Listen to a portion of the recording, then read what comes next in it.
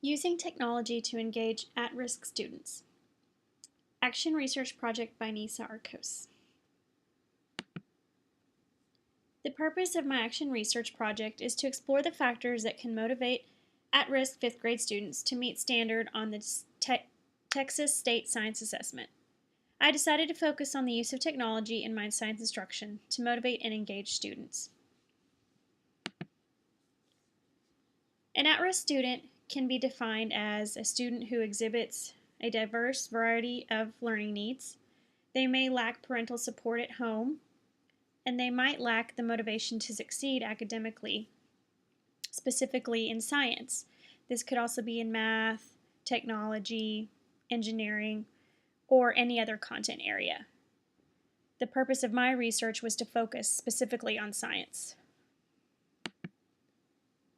So I wanted to ask, can technology integrated into science engage and motivate at-risk students to be successful on the Science Texas Assessment of Knowledge and Skills, which is called TAKS for short? We wanted to find out if these students could be engaged during science class and really motivated to be successful on this important test. This is where I decided to focus my research. The literature review consisted of 3 subheadings. There were interactive whiteboards in the science classroom that were studied, developing a 21st century curriculum to target academic achievement, and the third was reaching at-risk students with technology. So we'll begin with interactive whiteboards in the science classroom. This quote that I put here, "Learning science is not just a matter of accumulating scientific facts," by Gillen, Littleton, Twiner, Starman, and Mercer, really reflects the attitude that teachers have about science. Learning science doesn't just mean reading facts out of a book or taking notes or defining terms. Learning science is much more than just doing these things. And for a student to understand science concepts that are very, very difficult at times, they must have hands-on experiences.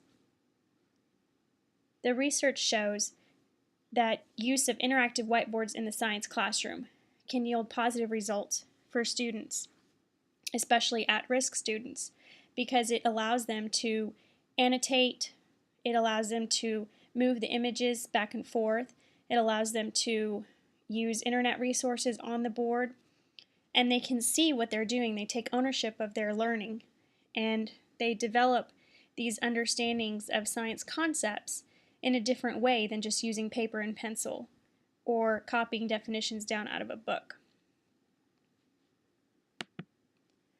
The second subheading, developing a 21st century curriculum to target academic achievement, discusses the research about developing curriculums in schools, universities, and colleges across the country and across the globe.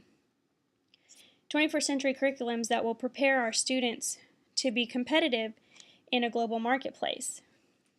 So this quote, "The effective utilization of technology and information is essential to learning, and all learners will be empowered to become responsible, competent, and productive citizens of the 21st century global society." Crompton, 2004. Basically, Crompton is saying that utilizing technology is essential to providing a 21st century experience to our students and developing their knowledge and skills, which will make them competent and productive in this increasingly globalization of the marketplace. They need to be competitive and prepared to compete for these jobs that are going to be increasingly available to people all over the world. So raising the academic achievement level for our at-risk students will help them be competitive in the future. The third subheading is reaching at-risk students with technology. According to Langman and Fies, 2010, public policymakers emphasize the need for increasing mathematics and science knowledge as international comparisons indicate that U.S. students lag behind students in other countries. National Center for Education Statistics, 2000. Such reports further indicate that minority students, among them English language learners, are least likely to achieve the expected levels. These are the findings that show English language learners who are considered at risk, minority students who are considered at risk, and other students who get free and reduced lunch or who come from volatile home lives, who are homeless. Those students are the ones that we need to reach, because those are the students that are not going to be prepared. Those are the students that are going to be either homeless, without work, or trying to scrape their way through society so they can make a life. And if we don't prepare these students, they are going to end up in that terrible place. So it is our responsibility to reach these at-risk students, and technology is being shown to be the tool that can fuel this idea and really help prepare these students and engage them, no less, in class, and motivate them to want to become something better. Methodology. The target audience of my action research project was a group of economically disadvantaged 5th grade students. 17 of them were English language learners, and 2 of them were monolingual students, meaning English was their first and only language. The instructional goal of my project was to motivate students to perform well on the Science Standardized Assessment, Science TAKS test, and to really gain a lifelong interest in science, to be motivated to want to study science, not after this year only, but next year, and in middle school, and in high school, and college, and eventually want to have a career in the science field. So the learning objective: to learn and understand science content vocabulary and scientific processes as directed by the state mandated academic standards. So in Texas we have the Texas Assessment of Knowledge and Skills. That's the TAKS test that the students are tested on. But what they learn throughout the year are TEKS, Texas Essential Knowledge and Skills. And these TEKS mandate the vocabulary, the concepts, the scientific processes that the students need to understand. So the learning objective targets teaching the students these content area vocabularies, the goals, the skills, and the knowledge that they will need to be successful on the science test. So the instructional approach consisted of a technology use survey of the students that I had after school, to introduce Promethean board and active expressions to these students, to introduce Storyboard and Glogster, two Web 2.0 tools that I was going to use with the students to enhance their science learning, and to create a virtual museum of the school rock collection. The rocks were currently being housed in boxes in a room where students couldn't see them, so I thought it was important that they help put them together in a museum so that other students or the rest of the school could use them or see them on the internet.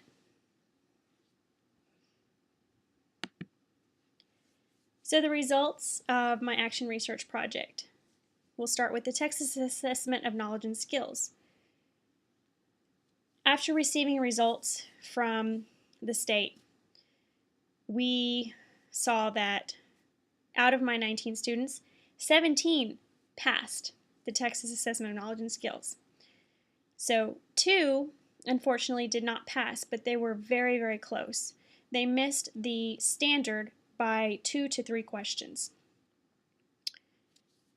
4 students were awarded commended performance, and commended performance is awarded to these special students who miss 0 to 3 questions on the test.